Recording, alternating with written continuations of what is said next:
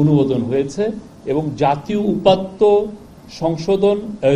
জাতীয় উপাত্ত ব্যবস্থাপনা অধ্যাদেশ 2025ও অনুমোদিত হয়েছে। দুটোই বাংলাদেশের জন্য খুবই ইম্পর্টেন্ট দুটো ল। তো সেই বিষয়ে আমাদের special assistant on ICT, post and telecommunication Foyez Ahmed Tayeb উনি কথা বলবেন। তার আগে আমি ইন্ট্রোডাকশন, এই বিষয়টা উপরে একটু ইন্ট্রোডাকশন দেওয়ার জন্য আমাদের সেক্রেটারি মহোদয় শেখ সাহেদা চৌধুরী সাহেবকে আমি একটু বলছি। Thank you. ধন্যবাদ। সুপ্রিয় সাংবাদিক বন্ধুগণ, আসসালামু আলাইকুম এবং শুভ অপরাহ্ন। আজকে আমাদের এই মন্ত্রণালয়ের জন্য একটি অত্যন্ত গুরুত্বপূর্ণ দিন। যে কথা আমাদের সুযোগ্য প্রেস সচিব মহোদয় বললেন যে আজকের দিনটিতে, আজকের এই ক্যাবিনেটে অনেকগুলো এজেন্ডা ছিল এবং একটা অনেক বড় সড়ো ক্যাবিনেট মিটিং হয়েছে, অনেকগুলো বিষয়ে আলোচিত হয়েছে, বেশ কিছু জিনিস উঠে এসেছে, পাশ হয়েছে।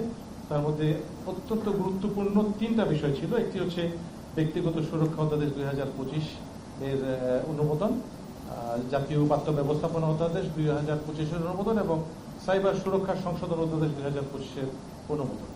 এই বিষয়গুলো আসলে আপনারা অনেকদিন যাবৎ শুনছেন, জানছেন। আমরা আন্তরিকভাবে কৃতজ্ঞতা জানাই মাননীয় প্রধান উপদেষ্টাকে, যার একেবারে প্রত্যক্ষ নির্দেশনায় কাজ করেছি আমরা এবং আমাদের পৌরোহিত্যে বা নেতৃত্বে ছিলেন তারই সুযোগ্য বিশেষ সহকারী জনাব ফয়েজ আহমদ তৈয়ব। তিনি একটি টিমকে নিয়ে কাজ করেছেন। এই টিমের সদস্যগণ রিলেন্টলেসলি গত 4 মাস যাবৎ পরিশ্রম করেছেন এবং আপনারা শুনে খুশি হবেন যে প্রত্যেকটি আইনের, যে দুটি আইনের কথা বলা হলো, প্রত্যেকটি আইনের ব্যাপকভাবে কিন্তু স্টেক হোল্ডার্স কনসালটেশন করা হয়েছে। 10 থেকে 17টি স্টেক হোল্ডার্স কনসালটেশন করা হয়েছে আইন ভেদে এবং এরপরে ইন্টারমিনিস্ট্রিয়াল করা হয়েছে। ইন্টারমিনিস্ট্রিয়ালে সকল মন্ত্রণালয়ের যে প্রতিনিধিরা এসছেন তারা এই আইনগুলোর ব্যাপারে ব্যাপক পজিটিভ কথাবার্তা বলেছেন এবং আমরা আন্তরিকভাবে কৃতজ্ঞতা জ্ঞাপন করছি আমাদের মিডিয়ার বন্ধুদের, যারা বিভিন্ন সময় আমাদের এই আইনগুলো সম্পর্কে জানতে চেয়েছেন। আমরা বলেছি যন্ত্রস্থ, আন্ডার ডিসকাশন, তারা কিন্তু আমাদেরকে কেউ আর বদার করেন নাই। আমরা বলেছি যে সময় আমরা এটা আমাদের ক্যাবিনেট থেকে পাশ হয়ে আসবে তখনই আমরা কিন্তু আপনাদের কাছে এই জিনিসগুলোকে অবগত করব। তো আমি আন্তরিকভাবে ধন্যবাদ জানাচ্ছি সুযোগ্য বিশেষ সহকারী মহোদয় জনাব ফয়েজ আহমদ তৈয়বকে এবং তার টিমে যারা কাজ করেছেন, ডিভিশনের যে অফিসাররা যারা কাজ করেছেন তাদের প্রত্যেককে আন্তরিকভাবে ধন্যবাদ জানাচ্ছি। এবং আমাদের সাথে একটি ফার্ম কাজ করেছে, সেই ফার্মটিও কিন্তু আমাদেরকে যথেষ্ট সহায়তা করেছে এবং তাদেরকেও আন্তরিকভাবে ধন্যবাদ জানাচ্ছি। আমি এখন আমাদের এই মন্ত্রণালয়ের সুযোগ্য বিশেষ সহকারীকে তার বক্তব্য উপস্থাপনের জন্য অনুরোধ করছি। গণমাধ্যমের আমাদের সম্মানিত সহকর্মীবৃন্দ, আপনাদের সবাইকে সালাম এবং শুভেচ্ছা জানাই। আপনারা যেমনটা জেনেছেন যে ব্যক্তিগত উপাত্ত সুরক্ষা অধ্যাদেশ 2025 কাউন্সিল অফ অ্যাডভাইজার্স মিটিংয়ে আজকে অনুমোদিত হয়েছে। আমি এই অধ্যাদেশ সম্পর্কে আপনাদেরকে কয়েকটি কথা আপনাদের সামনে উপস্থাপন করছি। 1999 সালে ইউরোপীয় ইউনিয়ন বিভিন্ন মন্ত্রণালয়ের ভিতরে ইন্টার অপারেবিলিটি নিশ্চিত করার জন্য প্রথম একটা নতুন ধারার কনসেপ্ট নিয়ে আসে। এরপরে 2016 সালে তারা general data protection regulation, GDPR, বিখ্যাত জিডিপিআর তারা বাস্তবায়ন করে। এই জিডিপিআর বাস্তবায়নের পরে ইউরোপীয় ইউনিয়নের সাথে যারা ডেটা সংক্রান্ত লেনদেন করে, সফটওয়্যার সংক্রান্ত আদান প্রদান করে, ব্যাক অফিস বা অন্যান্য সফটওয়্যার সেবা সংক্রান্ত কাজ করে, তাদের মধ্যে ইউরোপীয় ইউনিয়নের সাথে কমপ্লায়েন্সের একটা বিষয় চলে আসে। বাংলাদেশে যেহেতু এই ধরনের কোনো আইন ছিল না, সেজন্য বাংলাদেশের সফটওয়্যার ইন্ডাস্ট্রি ঢুকছিল। এটা আপনারা অনেকেই জানেন। ব্যাসিস এবং বাংলাদেশের যে বিজনেস কমিউনিটি, সেটা ফাইন্যান্সিয়াল সেক্টর থেকে শুরু করে সফটওয়্যার সেক্টর এবং আমাদের ফ্রিল্যান্সার সহ সবার জন্য এটা একটা গুরুত্বপূর্ণ দাবি ছিল যে কখন বাংলাদেশে জেনারেল ডেটা প্রোটেকশন অ্যাক্ট হবে। তো আমরা অত্যন্ত আনন্দিত আজকের এই ল্যান্ডমার্ক দিনে যে এই ল্যান্ডমার্ক কাজটা, আমরা গুরুত্বপূর্ণ কাজটা, যেটা আমাদের ভবিষ্যতে ডিজিটাল অর্থনীতির জন্য একটা ফাউন্ডিং পিলার হিসাবে সূচিত হবে, এই কাজটা আমরা করতে পেরেছি। এর বাইরে আপনারা জানেন যে বাংলাদেশের ব্যক্তি নাগরিক ক্রমাগতভাবে দেখছে যে তার তথ্য বিভিন্ন জায়গায় ডার্ক ওয়েবে পাওয়া যায়, তথ্যের বিক্রি হচ্ছে এবং বিভিন্নভাবে বিভিন্ন প্রতিষ্ঠান ব্যক্তিগত গোপনীয়তা লঙ্ঘন করেই যাচ্ছে। এটা সরকারি, বেসরকারি, বাণিজ্যিকভাবে হচ্ছে। সাথে সাথে আমরা এমন একটা ডেটা রেজিমে আমরা বাস করেছি যেখানে মনে করা হতো যে ডেটার মালিকানা সরকারের, কিংবা ডেটার মালিকানা যেই সরকারি মন্ত্রণালয়, বিভাগ বা দপ্তর সংস্থা যারা ডেটাটা কালেক্ট করে সেই উপাত্তের মালিকানা তাদের। তো আমরা এই ফিলসফিটাকে এই আইনের মাধ্যমে পরিবর্তন করছি। আমরা আজকের এই যুগান্তকারী ঘটনার মাধ্যমে আমরা বলতে চাচ্ছি যে নতুন আইনের মাধ্যমে ডেটার মালিকানা, ডেটার স্বত্বাধিকারী দেওয়া হয়েছে নাগরিককে। অর্থাৎ ব্যক্তি নাগরিকের যে ডেটা, সেই ডেটার স্বত্বাধিকারী হবে ব্যক্তি। ব্যক্তির সম্মতি সাপেক্ষে প্রতিষ্ঠান ব্যক্তির পক্ষে ডেটা সংগ্রহ, সংরক্ষণ, বিনিময় কিংবা প্রক্রিয়াজাতকরণ করতে পারবে।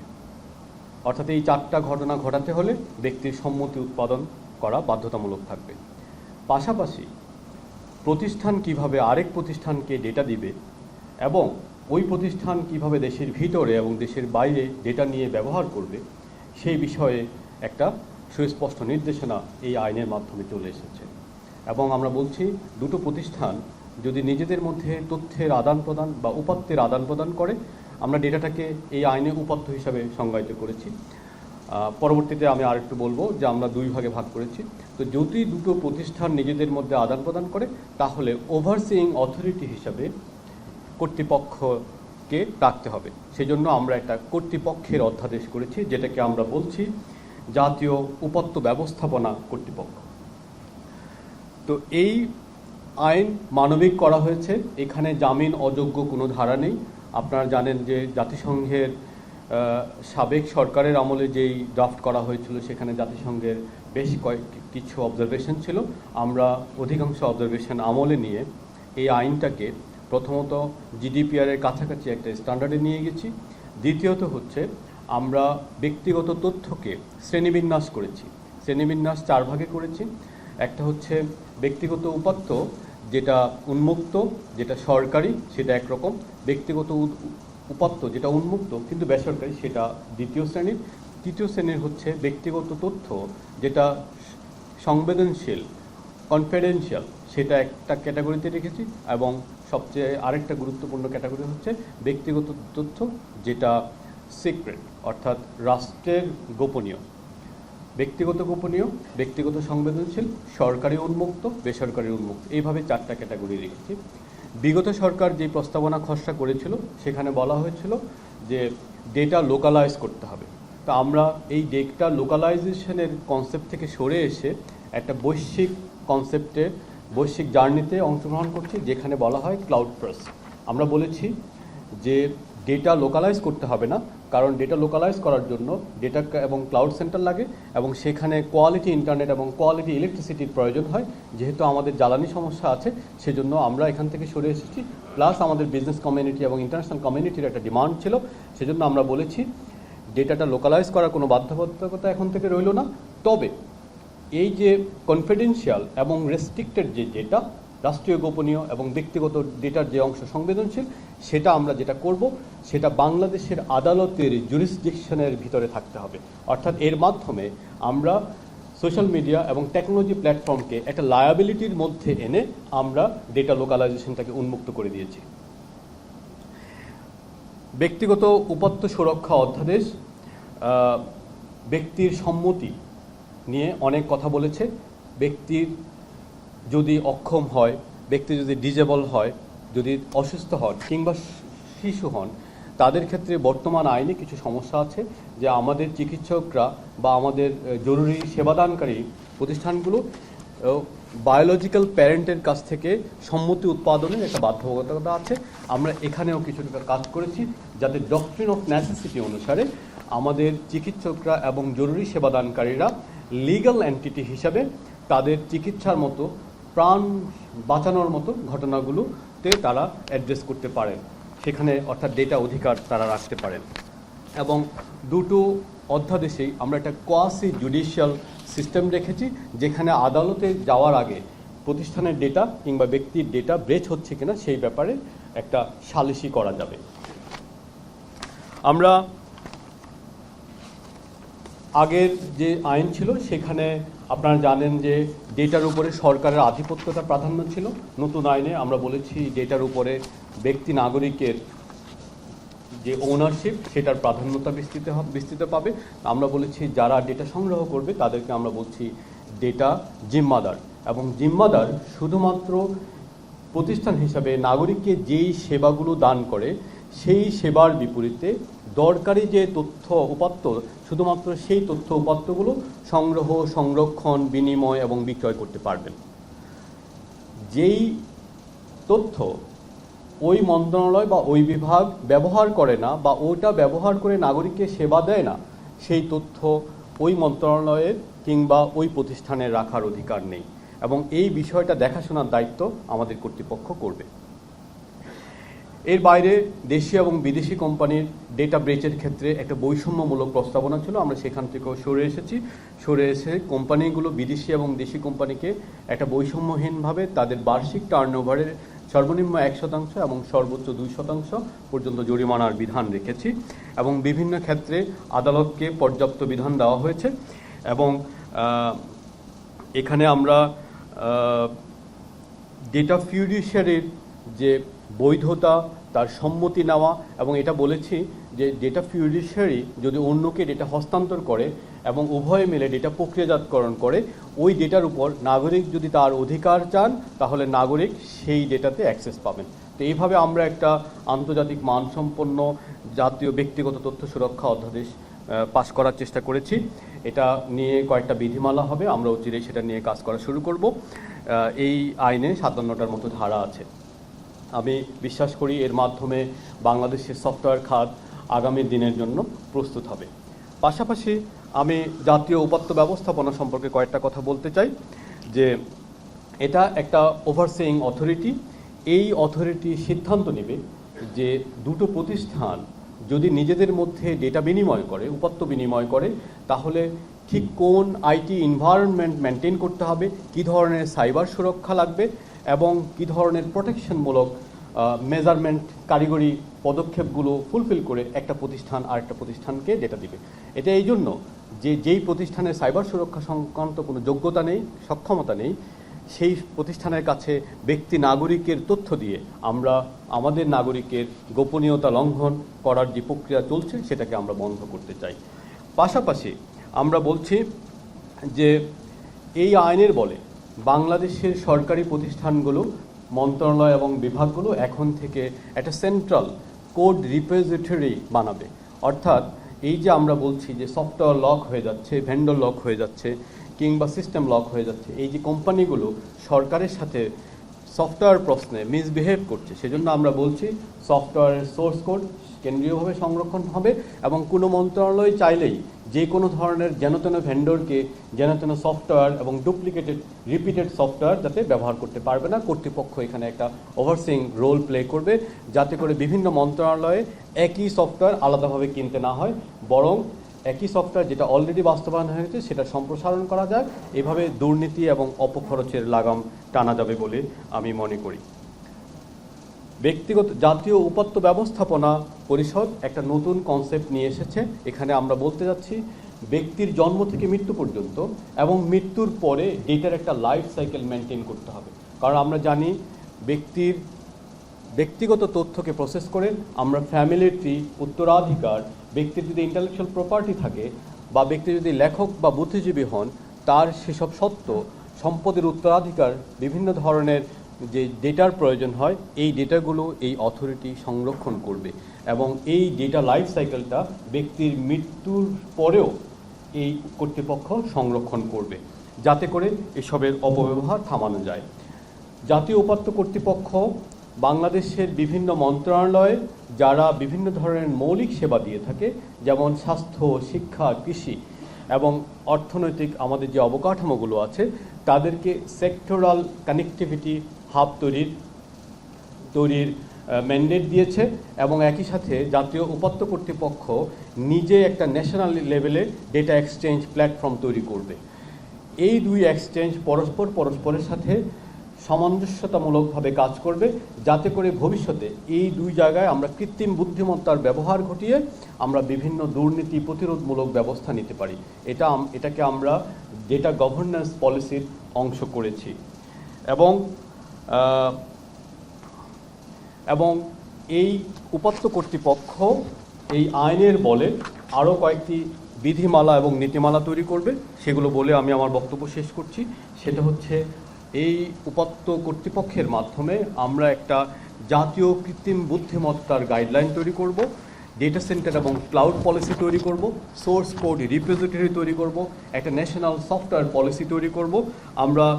আমরা সফটওয়্যার ইউজেজ এবং এন্টারপ্রাইজ একটা পলিসি তৈরি করব, অর্থাৎ কোন মন্ত্রণালয় কী ধরনের পিসি ব্যবহার করবে, তার ফায়ারওয়াল কী হবে, তার এন্ড টু এন্ড প্রোটেকশন কী হবে, সফটওয়্যার এবং হার্ডওয়্যার পাইরেটেড সফটওয়্যার ব্যবহার করতে পারবে কি না ইত্যাদি বিষয়ে আমরা কর্তৃপক্ষের কাছে জুরিসডিকশন দিয়ে করতে হবে। পাশাপাশি আমরা আরেকটা কাজ করব, ইন্টার অপারেবিলিটি পলিসি, অর্থাৎ কে কাকে কখন কিভাবে ডেটা দিবে সেই ডেটার একটা শৃঙ্খলা আমরা এর মধ্যে আনতে পারছি। আমরা সমন্বয়ের জন্য ক্যাবিনেট ডিভিশন, স্থানীয় সরকার এবং স্বরাষ্ট্র মন্ত্রণালয়ের কথা উল্লেখ করেছি। কর্তৃপক্ষকে একটা হাই পাওয়ার বডি হিসাবে দেওয়ার জন্য আমরা চেষ্টা করেছি কর্তৃপক্ষের যে নির্বাহী চেয়ারম্যান তিনি সিনিয়র সচিব পদমর্যাদার হবেন এবং চাইলে সেনাকে সরকারের বাইরে থেকে তাকে নিয়োগ করা যাবে। তবে এখানেও একটা কোয়াসি জুডিশিয়াল বডি থাকবে যেখানে ডিসপুট সেটেলমেন্ট করা যাবে, অর্থাৎ ব্যক্তি চাইলে আদালতে যাওয়ার আগেই তার অভিযোগগুলো ডেটা ব্রেচ হয়েছে কিনা, প্রাইভেসি লঙ্ঘন হয়েছে কিনা, কিংবা বাংলাদেশের এই যে ডেটা খাতে যেই নৈরাজ্য, যেই কমপ্লায়েন্স ব্রেচ হয়েছে কিনা এই বিষয়গুলো নিয়ে তারা কাজ করতে পারবে। আমি মনে করি এর মাধ্যমে বাংলাদেশের ফাইন্যান্সিয়াল, নন ফাইন্যান্সিয়াল এবং সার্ভিস সেক্টর এর মাধ্যমে উপকৃত হবে এবং ডিজিটাল পাবলিক ইনফ্রাস্ট্রাকচার যেই কনসেপ্ট বিশ্বজুড়ে বাস্তবায়িত হয়েছে, যেখানে আমরা এখনও অনেক দেরি হয়ে গেছে, আমি মনে করি দেরি হলেও এই আইন দয়ের মাধ্যমে আমরা একটা নতুন ডিজিটাল ইকোনমিক ফাউন্ডেশন তৈরি করেছি আজকের এই আইন দুটোর মাধ্যমে। আমি সবাইকে ধন্যবাদ জানাই আমার বক্তব্য শোনার জন্য। আপনারা এখনই প্রশ্ন করতে পারেন, আর নতুবা আমি আর যেগুলো এজেন্ডাতে যেগুলো ছিল সেগুলো একবারে বলে আপনারা তারপরে প্রশ্ন করতে পারেন। এটা আমরা ফ্লোর ইজ ইয়োর্স। আচ্ছা, এই প্যাটের আর একটা বিষয় ছিল, সেটা হচ্ছে সাইবার সুরক্ষা সংশোধন অধ্যাদেশ 2025-এর এটা অনুমোদন হয়েছে। উনি এইটার বিষয়ে একটু বলবেন।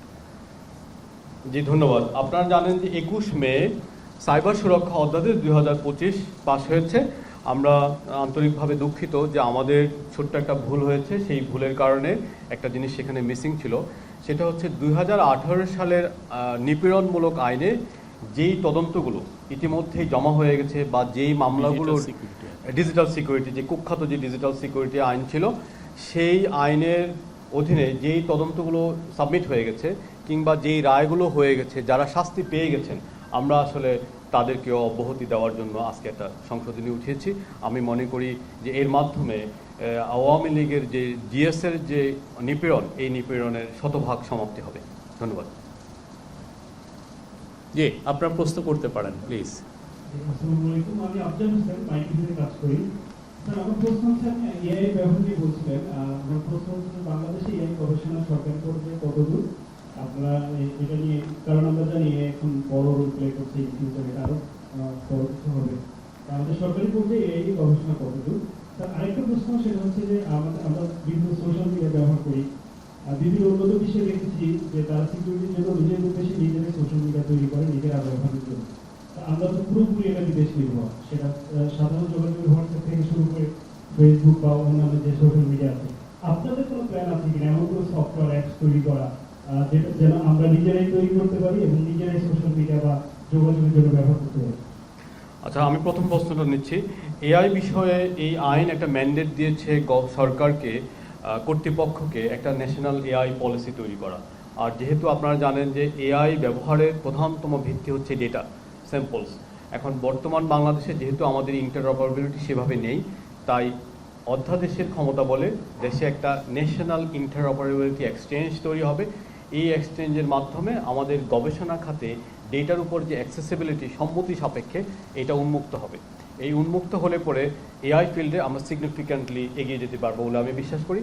আর এআই পলিসি হওয়ার পরে যে গাইডলাইনটা হবে সেই গাইডলাইনে আমরা দ্বিতীয় প্রশ্নটার উত্তর দিতে পারবো যে সোশ্যাল মিডিয়া প্ল্যাটফর্ম বাংলাদেশে হওয়া উচিত না। তবে সেটা আমি মনে করি সরকারের দিক থেকে এটা সেকেন্ডারি, সরকারের দিক থেকে প্রাইমারি টার্গেট হওয়া উচিত হবে এরকম যে আমাদের যে পাবলিক প্রকিউরমেন্টগুলো হয়, আমাদের যে বিভিন্ন কোম্পানির ডিটেল প্রজেক্ট প্ল্যানিং বা ডিপিপিগুলো হয়, বা অন্যান্য ক্ষেত্রে ক্রয় বা বিভিন্ন ধরনের যে ঘটনাগুলো ঘটে, অর্থনৈতিক ঘটনাগুলো ঘটে, সেগুলোতে ইন্টারঅপারেবিলিটি এবং সেন্ট্রাল ডেটা গভর্নেন্সের মাধ্যমে আমরা এআইকে সর্বোচ্চ ব্যবহার করতে পারবো বলে আমি বিশ্বাস করি। অর্থাৎ বাংলাদেশের ডিজিটাল ইকোনমিতে এআই ব্যবহারের একটা ফাউন্ডেশন আজকে শুরু হয়েছে। Thank you.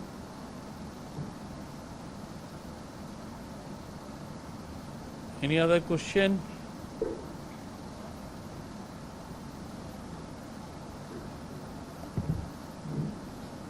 বাংলাদেশে ডাটা ব্যবহারের ক্ষেত্রে আমরা কিছুদিন আগে শুনছিলাম সরকার টেলিগ্রাম বোটিং সহ কয়েকটি অ্যাপকে বন্ধ করা বা সীমিত করার উদ্যোগ নিচ্ছে। এটা একটা বড় কারণ আসলে তার কাছে টাকা পাওয়া যায় না। নতুন যে সুরক্ষা আপনারা আইন করলেন, ব্যক্তিগত ডাটা সুরক্ষা আইন এবং অধ্যাদেশ 16, তো এর মাধ্যমে তাদের কাছ থেকে আমরা আসলে লিগাল টাকা চাইতে পারবো কিনা, বা কোনো ফাইন্যান্সিয়াল স্ক্যাম হইলে এইসব ক্ষেত্রের মাধ্যমে সেগুলো শুনতে তাদের কাছে টাকা চাইলে তারা আসলে তাদের পক্ষে ইনক্লুড করছেন কিনা আইনি রাজনীতি করতে। এখানে প্ল্যাটফর্ম লায়াবিলিটি নিশ্চিত করা হয়েছে কোর্টের মাধ্যমে। অর্থাৎ বাংলাদেশের আদালতের জুরিসডিকশনে যেহেতু প্ল্যাটফর্মগুলোকে এখন নিয়ে আসা হয়েছে প্রথমবারের মতো, তাহলে আমি মনে করি আদালতের নির্দেশনা সাপেক্ষে অবশ্যই প্ল্যাটফর্মগুলোকে আদালতের নির্দেশ মেনে চলতে হবে।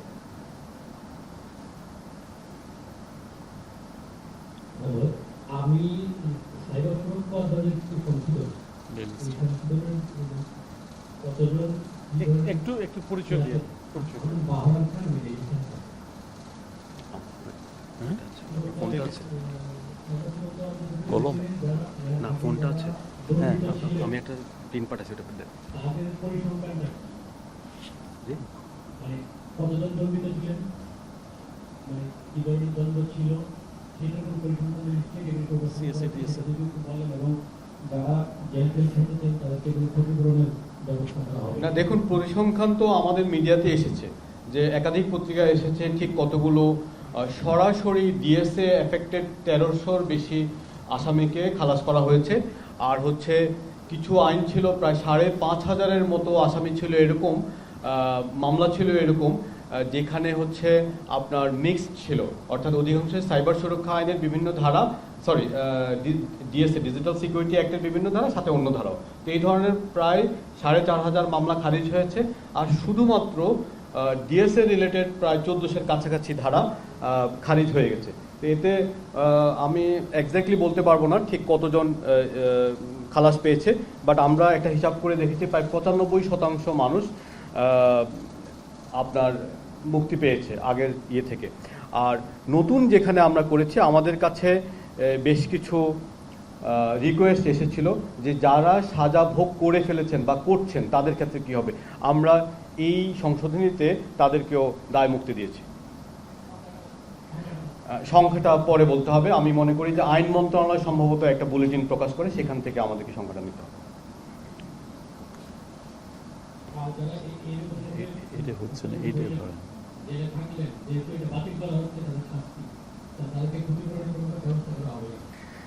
ক্ষতিপূরণ সাইবার সুরক্ষা অধ্যাদেশে 30 ধারায় ক্ষতিপূরণের ব্যবস্থা আছে, তাহলে সেক্ষেত্রে আদালতের আশ্রয় চাইতে হবে।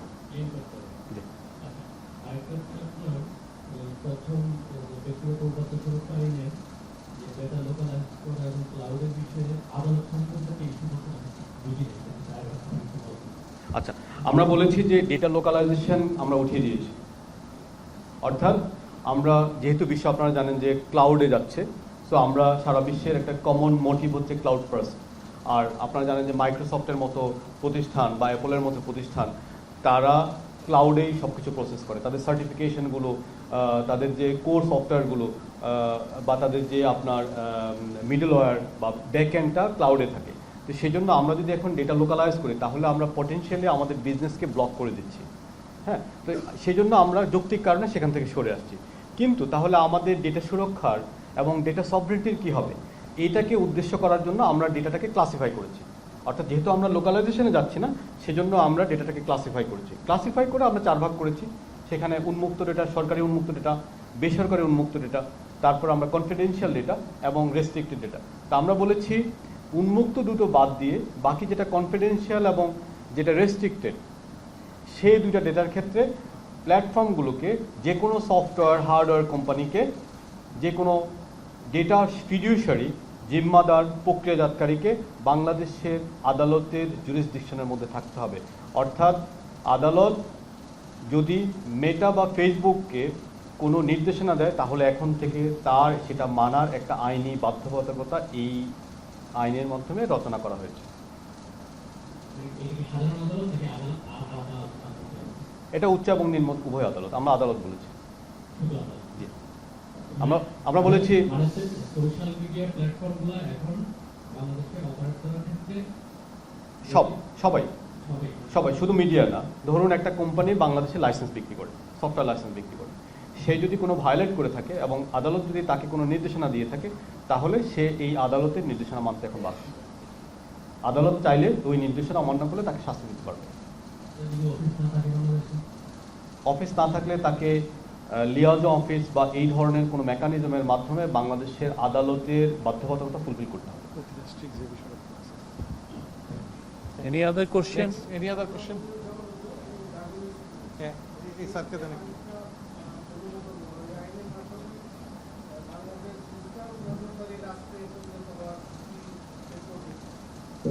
আবার একটু বলেন, ওইটা নেন। মাইকটা হ্যাঁ, যে আমি বলছিলাম যে এই আইন অনুমোদনের ফলে এই বাংলাদেশ ডিজিটাল নজরদারি রাষ্ট্রে পরিণত হওয়ার ঝুঁকিতে পড়বে কি?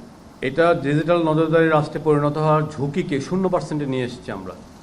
কারণ আমরা ফিলোসফিটা চেঞ্জ করে দিয়েছি, যে আমরা বলছি ডেটার মালিক রাষ্ট্র না, ডেটার মালিক মন্ত্রণালয়, প্রতিষ্ঠান, বিভাগ না, ডেটার মালিক জনগণ। জনগণের সম্মতি ছাড়া কোনো ডেটা ফিউডিশিয়ারি, ডেটা জিম্মাদার কিংবা ডেটা প্রক্রিয়াকারী, ডেটা প্রসেসর কোনো ধরনের ডেটা ডিল করতে পারবে না। নিশ্চিত করার দায়িত্ব আদালতের, নিশ্চয়ই আইনে আছে। অবশ্যই যেতে পারবে। সাধারণ মানুষকে বোকা ভাবার তো কারণ নাই। আমরা আপনাদের মাধ্যমে, আমাদের গণমাধ্যমের মাধ্যমে সাধারণ মানুষকে এই নতুন যে তাদের যে ডেটার উপর যে তাদের অধিকার, এই অধিকারের বিষয়ে সচেতন করব। আমার নাম মোস্তফা মল্লিক, আমি চ্যানেল আইতে কাজ করি। আমি আপনার সঙ্গে প্রাসঙ্গিক, কিন্তু আজকের জন্য হয়তো প্রাসঙ্গিক নয়, প্রশ্নটা করতে চাই। সেক্ষেত্রে যে এটা গুজব বা অভিযোগ শোনা যায় যে আমাদের বেশ বড় একটা টেলিফোন অপারেটর কোম্পানি, যারা মানে মূলত 2 বছর একটা রেকর্ড রাখতে হয়, এটা আমরা যতদূর জানি, দুইটা হয়তো 1 বছর ধরে রাখে। আন্তর্জাতিক অপরাধ ট্রাইব্যুনালে কিছু মামলা এখন চলছে, যেখানে খুবই গুরুত্বপূর্ণ ব্যক্তিবর্গ যারা অপরাধী, তাদের কিছু গুরুত্বপূর্ণ তথ্য সার্ভারে এখন আর নেই। অভিযোগ অথবা গুজব যে এটা ইচ্ছাকৃতভাবে ডিলিট করে দেওয়া হয়েছে, এবং বলা হচ্ছে যে এইসব গুরুত্বপূর্ণ সিকিউরিটি সাইডে যারা কাজ করেন তারা কেউ বাংলাদেশি নন, তারা আমাদের পার্শ্ববর্তী বা অন্য কোনো দেশের নাগরিক। এটা আমি জানি না গুজব না অভিযোগ, এটা আমাদের হোয়াটসঅ্যাপ মেসেঞ্জারে পাঠানো হয়েছে, শোনা যায়। এই বিষয়ে আসলে কিছু বলতে। অন্তর্বর্তীকালীন সরকার সার্ভেলেন্স বিষয়ে কি ধরনের ক্রয় হয়েছে বা কি ধরনের অপব্যবহার হয়েছে সেটা নিয়ে একটা কমিটি করেছে, কমিটি কাজ করছে। আমি আশা করি আপনাদেরকে কমিটির রিপোর্ট পাওয়া পর্যন্ত অপেক্ষা করতে হবে এই বিষয়ে। Thank you.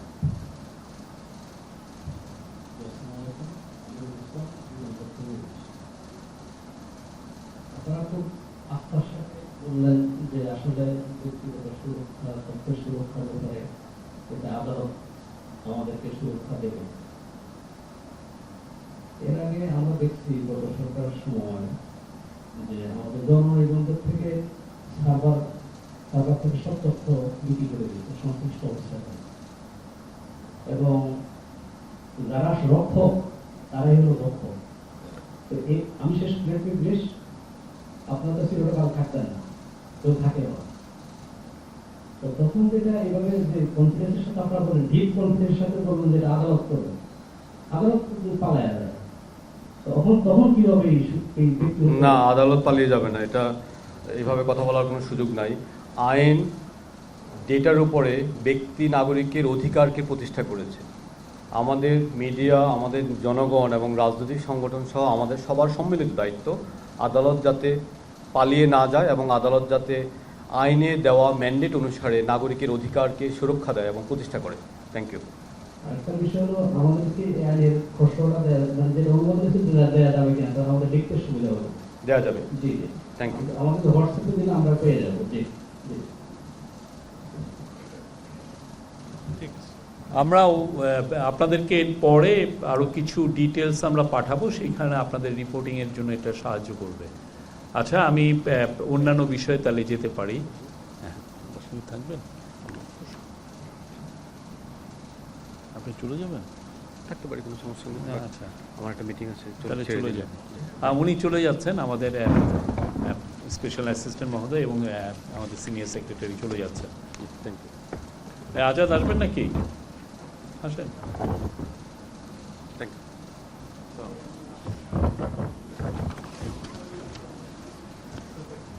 ফয়েজ আসেন।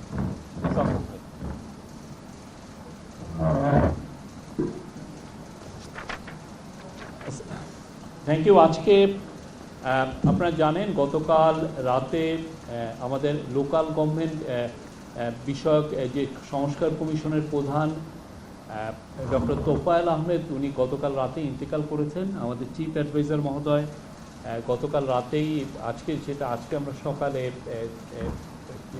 শোক বাণীটা আমরা দিয়েছি, উনি শোক বাণী দিয়েছেন। তো আজকে ক্যাবিনেটে তার মৃত্যুতে আজকে একটা শোক প্রস্তাব গ্রহণ করা হয় এবং শোক প্রস্তাবের সাথে 1 মিনিট দাঁড়িয়ে নীরবতা পালন করা হয়। তার বিদেহী আত্মার মাগফিরাত এর জন্য দোয়া কামনা করা হয়। আর আজকে আপনি জানেন আমরা কিছুদিন আগে এই ইউনেস্কোর প্রেসিডেন্সিতে আমরা খুব একটি ইলেকশনে আমরা আমাদের যিনি ক্যান্ডিডেট ছিলেন খন্দকার এম তালহা, উনি জিতেছেন। তো এই বিষয়ে পুরো মুখ্য ভূমিকায় ছিলেন আমাদের এডুকেশন অ্যাডভাইজার এবং আমাদের cultural adviser. Education adviser C R Abrar এবং কালচারাল অ্যাডভাইজার মুস্তফা সারোয়ার ফারুকিকে আজকে ক্যাবিনেট এটা থ্যাঙ্কস জানায়। আজকে এই উপরে একটা প্রস্তাব ছিল, ওনারা এই প্রস্তাবের সবাই সমর্থন করে একটা থ্যাঙ্কস জানিয়েছেন। প্লাস দুর্গাপূজার সময় যে আপনারা জানেন যে আইন শৃঙ্খলা পরিস্থিতি খুবই ভালো ছিল, মানুষ উৎসব মুখর পরিবেশে এবং ধর্মীয় গাম্ভীর্যে এবছর দুর্গাপূজা পালন করেন এবং সেই বিষয়েও আজকে একটা থ্যাঙ্কস প্রস্তাব উত্থাপিত হয়। এবং সেই ক্ষেত্রে আমাদের যিনি ধর্ম উপদেষ্টা আপনারা জানেন খালিদ সাহেব, AFM খালিদ সাহেব এবং আমাদের হোম অ্যাডভাইজার জাহাঙ্গীর আলম চৌধুরী, তাদের দুজনকেই থ্যাঙ্কস জানানো হয়। আর আজকে আরও অনেকগুলো বিষয় ছিল। আজকে আমানত সুরক্ষা অধ্যাদেশ 2025-এর খসড়া নীতিগত ও চূড়ান্ত অনুমোদন হয়েছে। সমস্যাগ্রস্ত ইসলামী শরিয়া ভিত্তিক 5টি ব্যাংক রেজুলেশনের মাধ্যমে একটি ব্যাংক গঠনের প্রস্তাব অনুমোদন হয়েছে। আজকে ময়মনসিংহ, বরিশাল এবং রংপুর উন্নয়ন কর্তৃপক্ষ অধ্যাদেশ, এটা 3টি আলাদা অধ্যাদেশের খসড়া ও নীতিগত ও চূড়ান্ত অনুমোদন হয়েছে। আজকে প্রাণী সম্পদ সপ্তাহকে জাতীয় প্রাণী সম্পদ সপ্তাহ হিসাবে স্বীকৃতি প্রদান এবং প্রতি বছর নভেম্বর মাসের মাঝামাঝি সময়ে উদযাপনের প্রস্তাব অনুমোদন হয়েছে। আজকে কাস্টমস আইন 2023 সংশোধন ও 2025-এর খসড়া নীতিগত ও চূড়ান্ত অনুমোদন হয়েছে। আজকে মূল্য সংযোজন কর সম্পূরক শুল্ক আইন 2012 দ্বিতীয় সংশোধন ব্র্যাকেটে অধ্যাদেশ 2025-এর খসড়া নীতিগত ও চূড়ান্ত অনুমোদন হয়েছে। আজকে আয়কর আইন 2023 ব্র্যাকেটে সংশোধন অধ্যাদেশ 2025-এর খসড়া নীতিগত ও চূড়ান্ত অনুমোদন হয়েছে। এছাড়াও সিভিল কোডস অ্যামেন্ডমেন্ট অর্ডিন্যান্স এর খসড়া নীতিগত ও চূড়ান্ত অনুমোদন হয়েছে। তো আমি প্রথমটা বলি, আমানত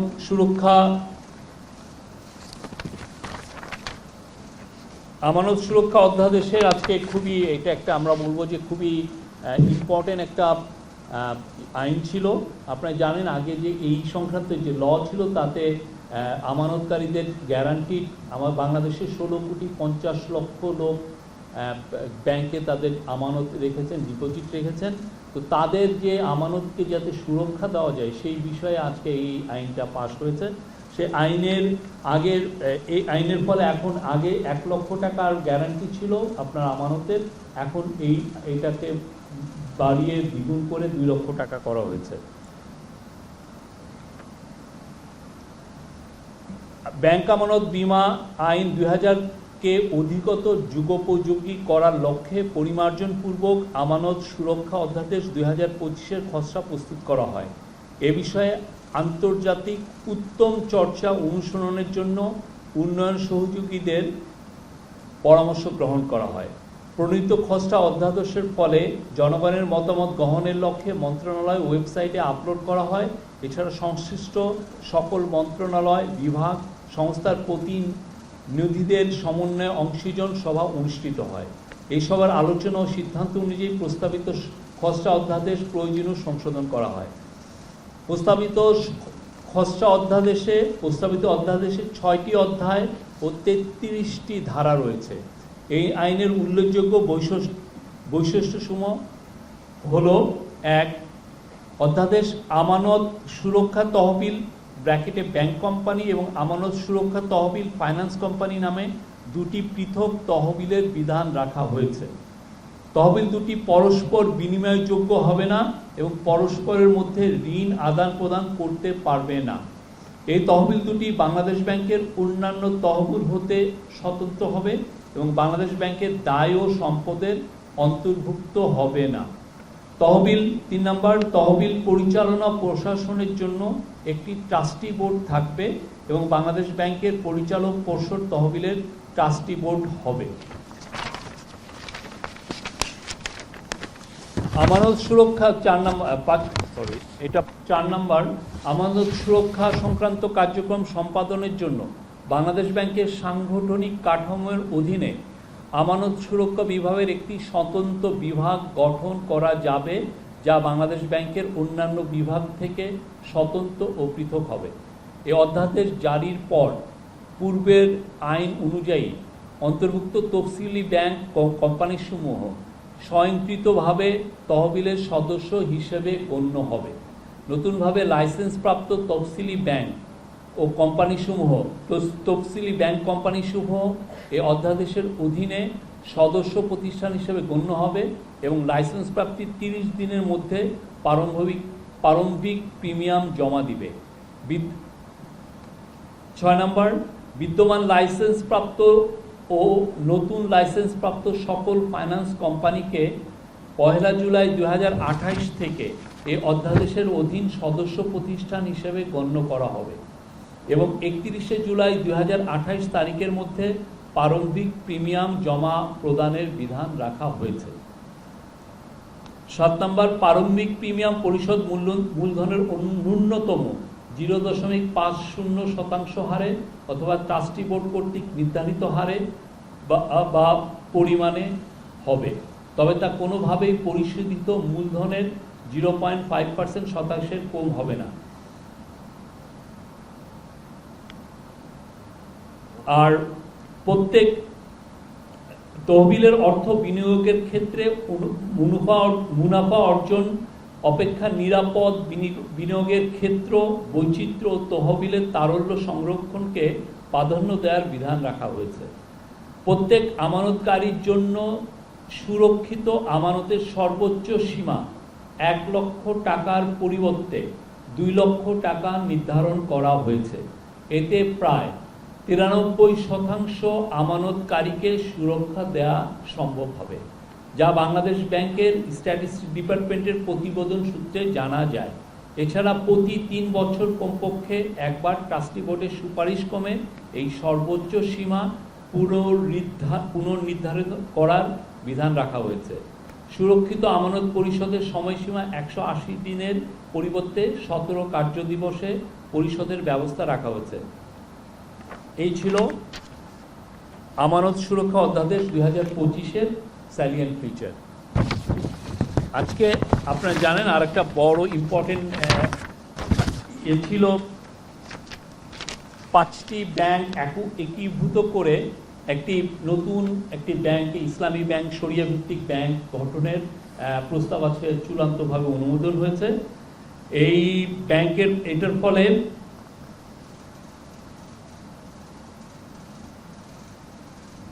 উক্ত 5টি সংকটাপন্ন ব্যাংক, আমি 5টি ব্যাংকের নাম আগে বলছি।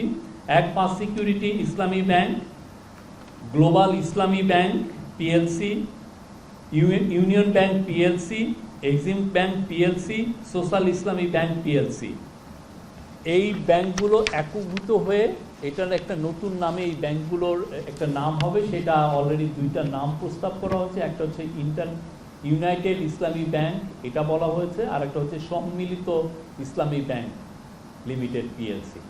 আচ্ছা, এই মার্জার প্রক্রিয়ার প্রস্তাবিত নতুন ব্যাংকের মধ্যে হস্তান্তরকারী 5টি ব্যাংকের সমুদয় সম্পদ ও দায়সহ একীভূত হবে।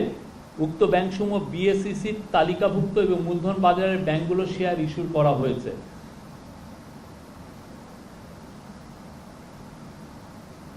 বাংলাদেশ ব্যাংক জানিয়েছে যে প্রাথমিকভাবে প্রস্তাবিত নতুন ব্যাংকের 40,000 কোটি টাকার অনুমোদিত মূলধনের বিপরীতে পরিশোধিত মূলধন হিসাবে আনুমানিক 35,000 কোটি টাকার প্রয়োজন হবে। প্রস্তাবিত নতুন ব্যাংকটির মূলধন বিষয়ে প্রাথমিক পরিকল্পনা অনুযায়ী বেইল ইন প্রক্রিয়ার মাধ্যমে বিদ্যমান প্রাতিষ্ঠানিক আমানতকারীগণের 15,000 কোটি টাকার আমানত মূলধনে রূপান্তর করা যেতে পারে এবং অবশিষ্ট 20,000 কোটি টাকা সরকার মূলধন হিসাবে প্রদান করতে পারে। তার 20,000 কোটি টাকার মধ্যে সরকার প্ল্যান করছে যে 10,000 কোটি টাকা নগদ দিবেন আর 10,000 কোটি টাকা সুকুক বন্ডের মাধ্যমে এটা উত্তোলন করা হবে।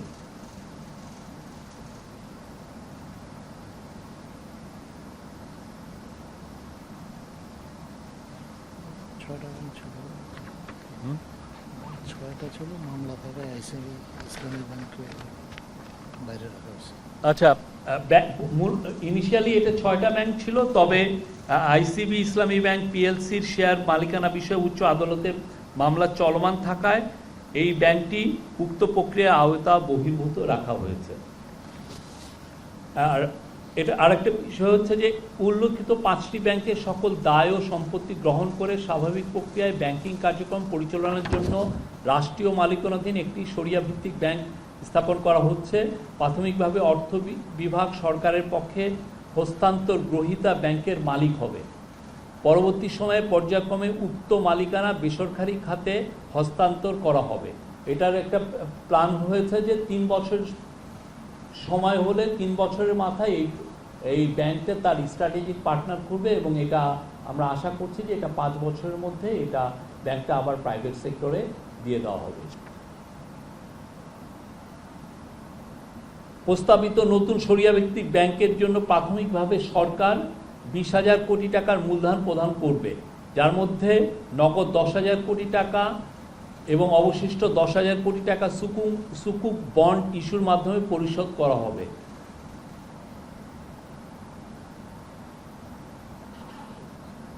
আমার মনে হয় এর আর নতুন কিছু নাই, তবে একটা বিষয় সেটা হচ্ছে যে এই ব্যাংকগুলো একীভূত করার মাধ্যমে কোনো কেউ চাকরি হারাবেন না এবং কোনো আমানতকারী তাদের কোনো আমানত হারাবেন না।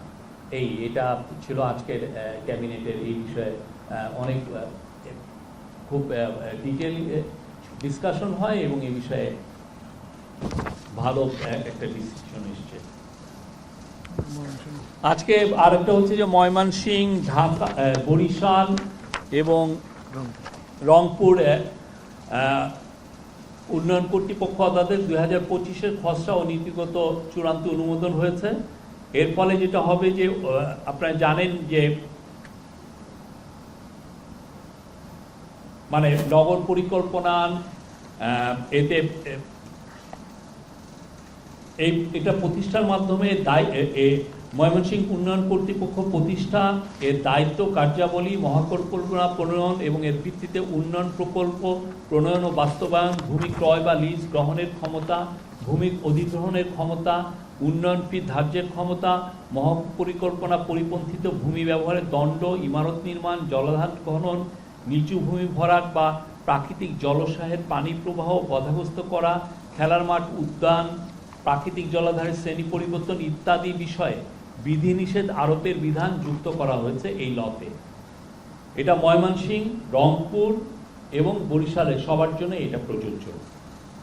উন্নয়ন কর্তৃপক্ষের অনুমোদিত নকশার ব্যত্যয় করে ভবন নির্মাণের দণ্ড, অনুমোদিত নির্মাণাধীন স্থাপনা অপসারণ ও এতে বসবাসকারীদের উচ্ছেদের বিধান ও অধ্যাদেশে যুক্ত করা হয়েছে। সেই সাথে স্থানীয় কর্তৃপক্ষ কর্তৃক ইমারত নির্মাণের অনুমতি প্রদান নিষিদ্ধ করা এবং উন্নয়ন কর্তৃপক্ষের চেয়ারম্যান, সদস্য বা অন্য কোনো কর্মচারী কর্তৃক উন্নয়ন কর্তৃপক্ষের শেয়ার, স্বার্থ বা চুক্তিতে অংশগ্রহণের বিধিনিষেধ আরোপ করা হয়েছে। এই তিনটেই আজকে পাশ হয়েছে। এই ছিল। আর আপনি জানেন আয়কর, কাস্টমস এবং ভ্যাট নিয়ে আজকে একটা ল পাস, 3টি ল পাস করা হয়েছে। এটার মূল ইস্যু ছিল, আপনারা জানেন যে কিছুদিন আগে আমাদের এই ন্যাশনাল বোর্ড অফ রেভিনিউকে দুই ভাগে ভাগ করা হয়েছে। একটা হচ্ছে যে রাজস্ব পলিসি বিভাগ, আর একটা হচ্ছে নীতি বিভাগ এবং রাজস্ব ম্যানেজমেন্ট, যেটার মাধ্যমে রাজস্ব আহরণ করা হবে। এই দুইটারই আজকে এই সংক্রান্তই আজকে এই 3টা ল ছিল এই সংক্রান্ত। এই যে ডিভিশন করা হলো, দুই ভাগে ভাগ করা হলো, সেটার সংক্রান্ত এই 3টা ল ছিল। Thank you. এটাকে বলা হয় সাইবার সিকিউরিটিটা। হ্যাঁ, থ্যাংক ইউ। আপনাদের কোনো প্রশ্ন থাকলে করতে পারবেন।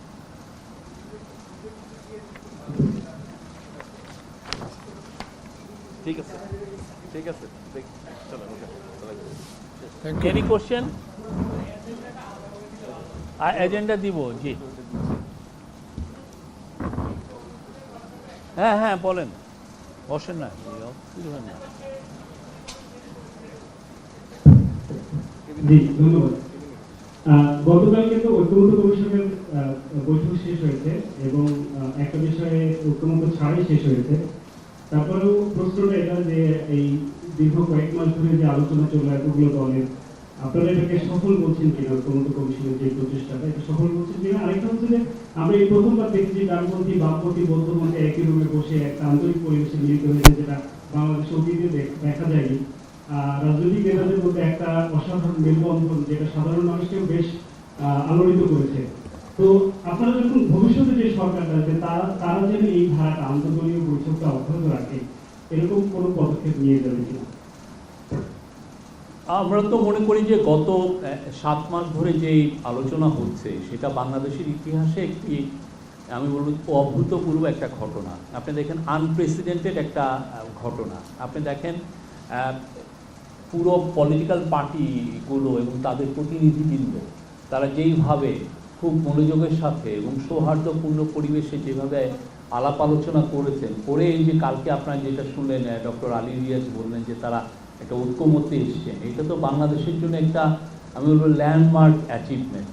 এই অ্যাচিভমেন্ট এবং এই পুরো প্রক্রিয়াটা বাংলাদেশের ইতিহাসের একটা অংশ হল এবং এই প্রক্রিয়াটা পরবর্তী প্রজন্মকে, আমরা বলবো প্রজন্ম থেকে প্রজন্ম এটা ইন্সপায়ার করবে।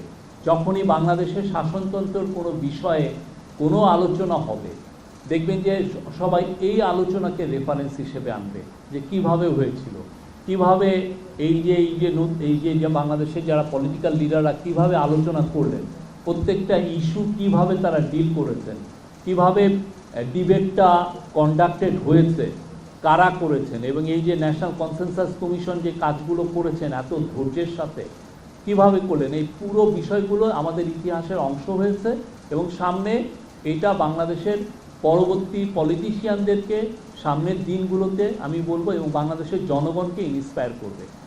আপনারা জানেন, বাংলাদেশে আগে এই সমস্ত ইস্যু যখন আসতো, আমরা কোনো সময় জিমি কার্টারকে এনেছি, কোনো সময় তারানকে এনেছি, কোনো সময় ইনসার মিনিয়ানকে এনেছি।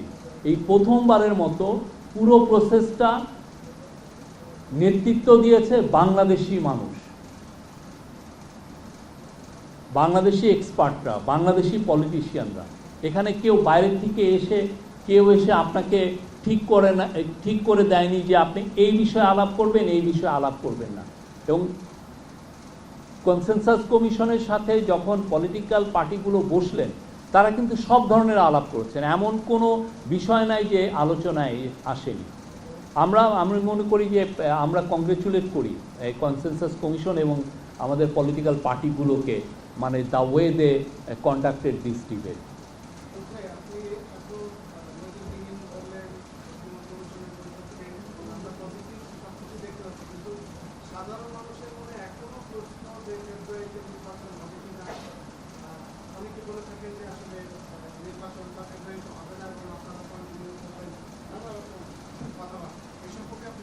আমরা তো দেখছি সাধারণ মানুষ খুব ভালোভাবে নিচ্ছে যে ইলেকশন ফেব্রুয়ারিতেই হবে।